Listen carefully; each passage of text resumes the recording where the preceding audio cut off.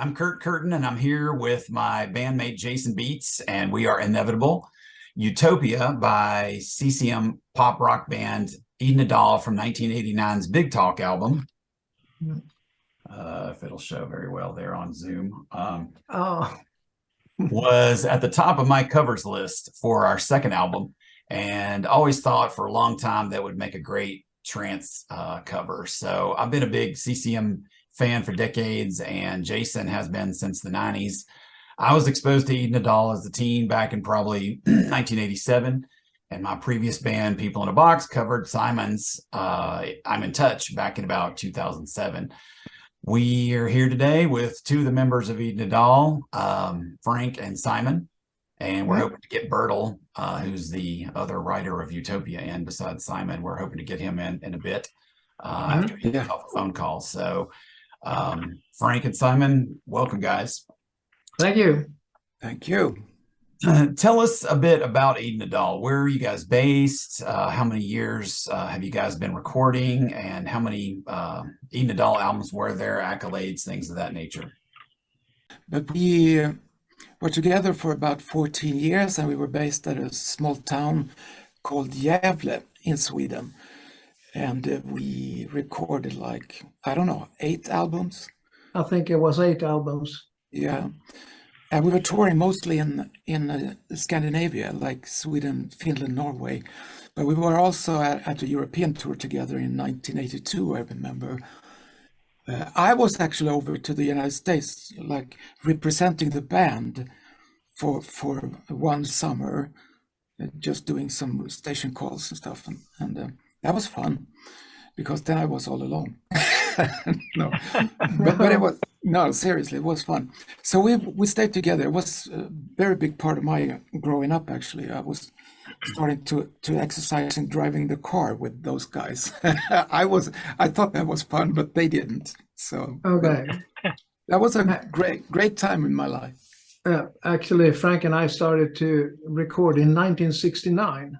Where were you guys in 1969? We weren't here yet. Okay, I imagine. That's why I asked the question. And we started to sing together with our elder brother Dan, and we recorded some albums in the early 70s, actually albums for collecting money for Bible smuggling to Romania. So we released a couple of albums for that. And then we started a rock band. Frank was a drummer, I was a bass player, and then we had a guitar player. And unfortunately, he's not with us anymore because he's up in heaven with God.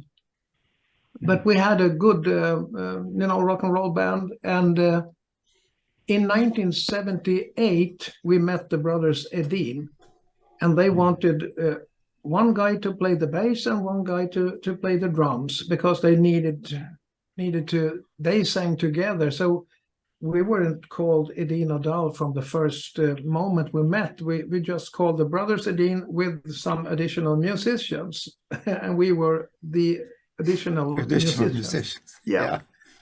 But later on, we had a lot of fun together, and we started to talk about the future, and we discovered that we could, all of us could sing.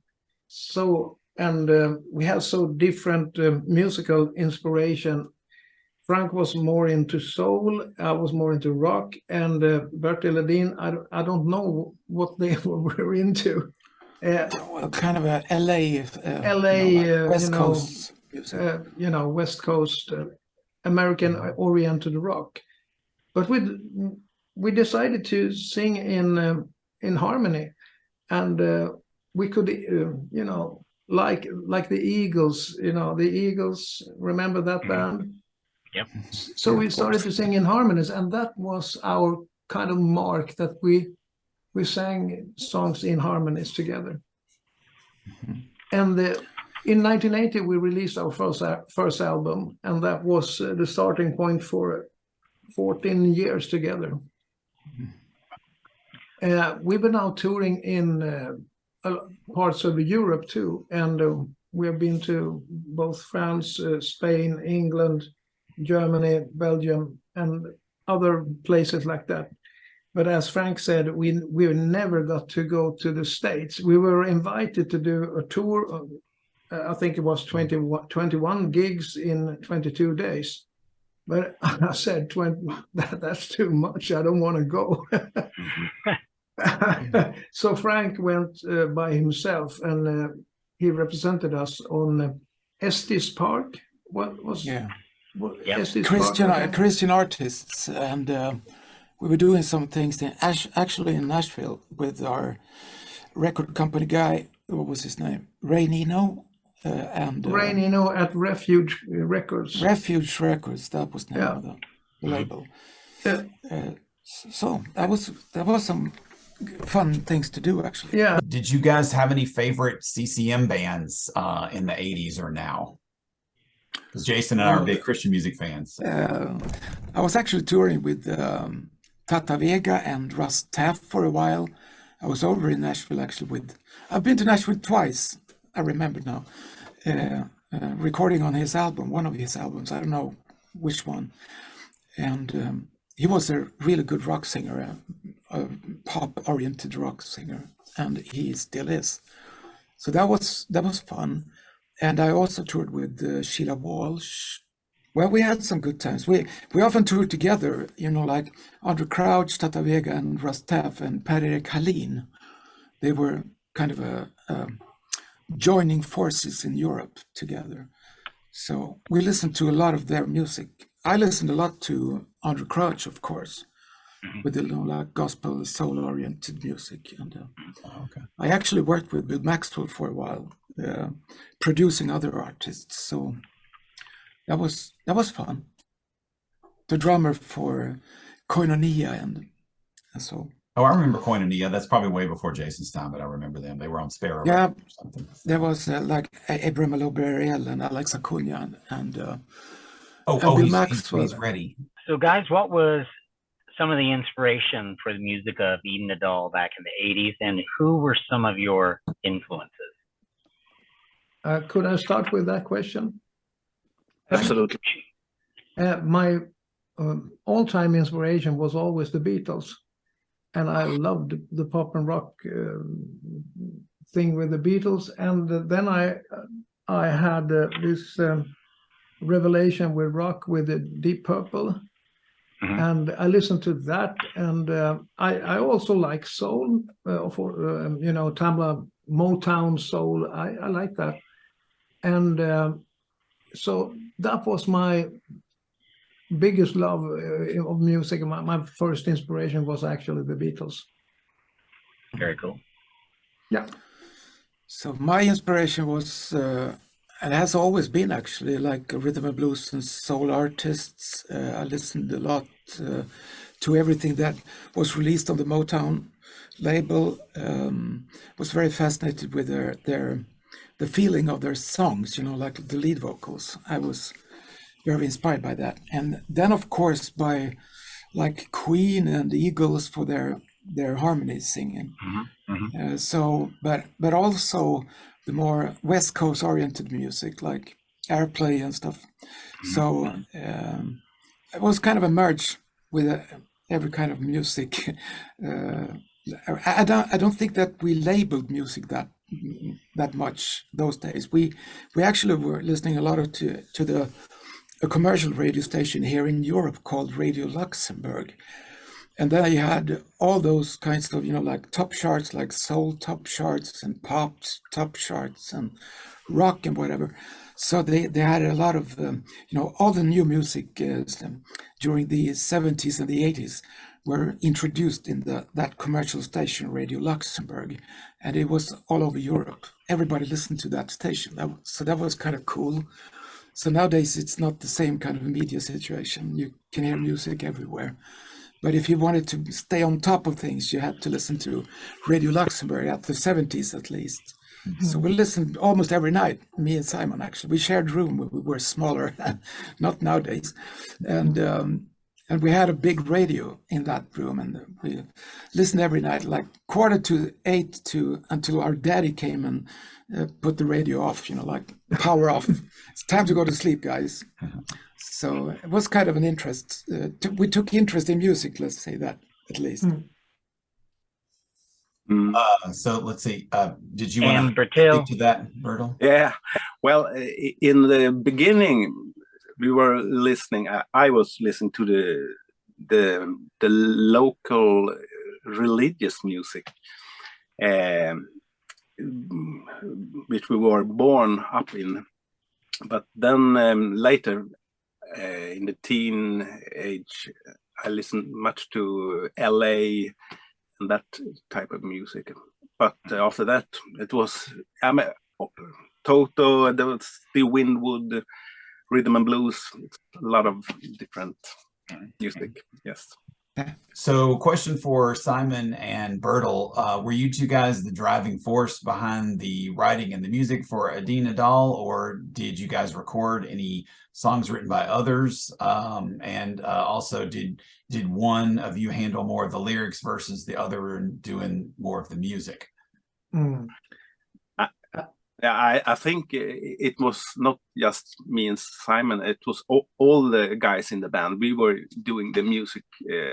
Everyone was writing, and both lyrics and music. But Simon and Frank did a little bit more of the lyrics. But I think everyone was writing music, and that's maybe the good thing about Edin Adahl. We had a total democratic band. So when we were going to record an album, each and one of us had demo tapes with us, and we played demo tapes, and the other guys could vote on what song they did like or didn't like. So we were really democratic, you know. So I cannot say that Bertil and I was the driving force. I think we all four was driving force. That depended on how much songs you had on that, you know, demo demonstration. So we voted, and we liked that song. We didn't like that, but we agreed. Okay, we have 10 songs now, and we can do them. It didn't matter who had written the music or the lyrics or whatever. And many times we did co-writes, like Frank had an idea about music and I wrote the lyrics, or vice versa. Bertil came to me with a song. He had a melody, and he said to me that I have only one word to this song, and I'm traveling. And then we wrote that lyric together in your garden. Remember that? We sat out in the sunshine and wrote a cup of coffee, and we wrote Revival, that song Revival. So our inspiration is actually from different sources and different, so Edin Adahl kind of a melting pot of different directions in music. So that's why our albums are so, you know, widely different in sounds sometimes. what artists did you guys tour with that we might have heard of back in the 80s? We actually toured a lot with Per-Erik Hallin, but I don't know if you've heard of him. Pete Hallin, they call him in the United States. He was the piano player to Elvis. Yeah, he was he is an excellent singer and musician and songwriter. But then we were like different like musical stables in Sweden. Like we were part of like the cooperation with the Jerusalem and Leviticus and Salt. We had the same concert manager actually, Magnus Eriksson. He booked all our concerts, so we often found ourselves together in different situations, like different festivals and stuff. And he was a driving force for the Christian music in Sweden, actually for more than a decade. So it was really important, Magnus, for us all. Yeah. Any artists we might have heard of that you toured with in the 90s? I was touring with, as I said before, with Russ Taff and Tata Vega and Andrew Crouch, and we had a tour with Petra. Petra. Yeah. Petra. Yeah, also. That's we true. were the opening act for Petra in Europe in 1991. And then Sheila Walsh. The situation in Sweden was that they imported, in a way, like American music, and then Magnus exported some bands to the United States. Like I know that Jerusalem and Leviticus were on tour in the United States, but we didn't got the chance to do it together as a band. That was We actually had the regrettable, chance. I think. We had the chance, but we said I know, no. but the thing is that they suggested a tour that was really heavy to do for us. It was too much to do, and we were a little bit unsure about the whole thing with when it came to administration and contracts and stuff. So we didn't want to do that actually. So I would say that that's one of the things that I feel a little bit sad about, that we didn't get to We tour should in the have United States as a done the band. States. But that would have been really great. I think Yeah. for us. I don't know about the audience, but for us it would be great. Well, I Just would to have do loved it. it. So, Yeah. but I was in Mississippi at the time, and we didn't get a lot of the special smaller bands through there. So, more of the big Okay. acts. We had a rumor in the States that Edin Adahl was not a real band, that we were actually studio musicians, and we had just put together some project in I have talked to Americans, and they thought we were a utopia band, a fictional band that was just named a funny name, and but we were a real band touring in Europe most. I'm the keyboardist for Inevitable, so I'd like to hear about what hardware you guys used when you recorded the Big Talk album, if you can remember. Maybe I can take this question a little bit. Bertil, you have to help me here, but I think back in those days, I was working with a ground production, like the basic production on a hardware sequencer outside of the computer called MC350. I think it was a Roland hardware computer. And then we worked in a sequence program. It was Cubase at that time, I think. And then we transferred it into like a 2-inch tape recorder. I think it was a Studer recorder, Bertil. No, it was an Soundcraft. Soundcraft mixer board, yeah. No, even the 24 channel. Oh, I see. It was a Soundcraft at first. Yeah. And then we actually applied the same technique as the Beatles did with like slave tapes and stuff, like with master tape and slave tape, and we did all the backup choir things on a slave tape, and then we flew it in manually with a 2-track. Wow. And that was really tough to do. Actually, it was it was time consuming to say the least, but it was fun. But later on, we have a sampler, the Akai S1000 or whatever. I don't know. Yeah, but so you we skip could a few steps. You skip a few steps there, Simon. We started out with a reverb called Yamaha SPX90 with a 1 second sample, time frame. So we sampled like bass drums and snare drums and hi-hats and like claps and stuff. And that was really exciting. That was a kind of a pioneer days. And then we actually bought a computer thingamajig in Norway called Greengate, I think, with like 5.25 inches like floppy disks. And me and Bertil were going with our bus throughout Sweden and throughout Norway to buy that big computer thing. That was really fun, and it didn't have MIDI, so everything that we sampled there, we had to do it manually with the keyboard. 8-bit. 8-bit, 8-bit sampling, right? That was fun. Yeah. But then after a while, they introduced the Akai S900, the mono sampler, and then the S1000 stereo sampler. So it became easier.